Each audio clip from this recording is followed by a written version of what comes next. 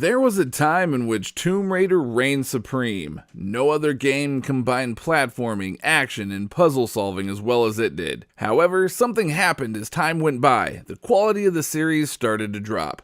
A lack of competition had made its creators complacent. There was no need to innovate, or at least that was what they thought. Then out of nowhere came a game that forever changed everyone's expectations about action-adventure games. Its name was Uncharted: Drake's Fortune, the first true worthy competitor of Tomb Raider.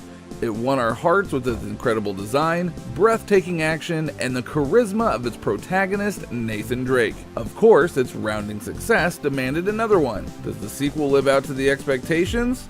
Well, let us show you. So let's start with the plot. The setting of Uncharted 2, Among Thieves, changes from the Paradise Island of the first game to the freezing mountains of Tibet. Our dear protagonist, Nathan Drake, is traveling around the world with Chloe Fraser and his old friend Elena Fisher.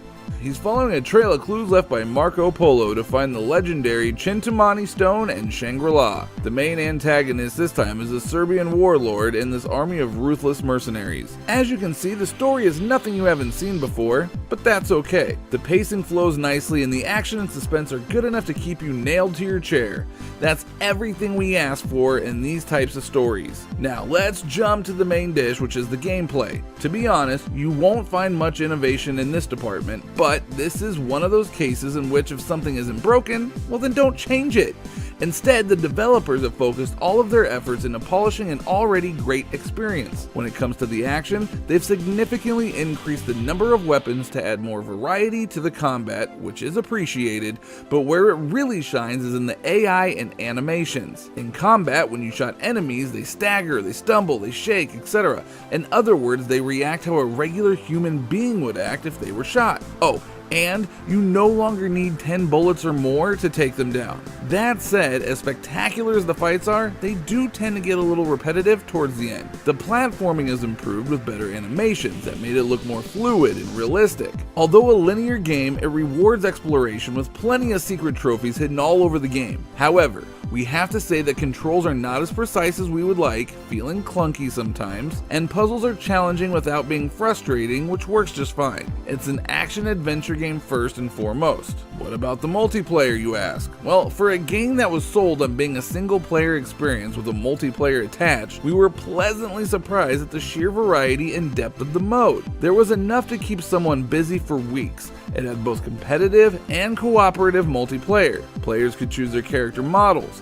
Also, as they gained points and ranked up, they can purchase more skins for both heroes and villains. Players could also select 2 boost abilities to assist them in different matches. And the co-op multiplayer, there's a maximum of 3 players that can take the roles of Drake and 2 other hero companions that assist him. It has missions involving gunfights, platforming, puzzles, and teamwork-based objectives where cooperation is key to success. Now, we wouldn't have minded playing the whole campaign like this. Its 3 main modes are Gold Rush, Survival, and Siege. In Gold Rush 2 or 3, players must team up to obtain a treasure, which is randomly spawned on the map, and take it back to their base while AI enemies try to stop them. Each round brings tougher enemies and there's no respawn till the next round starts. In Survival, 2 or 3 players must work together to defeat a total of 10 waves of enemies, each wave harder than the one before. Siege was added later. 2 or 3 players must team up to secure a zone while holding off waves of enemies. The competitive multiplayer allows a maximum of 10 players. They compete against each other in 2 teams of 5.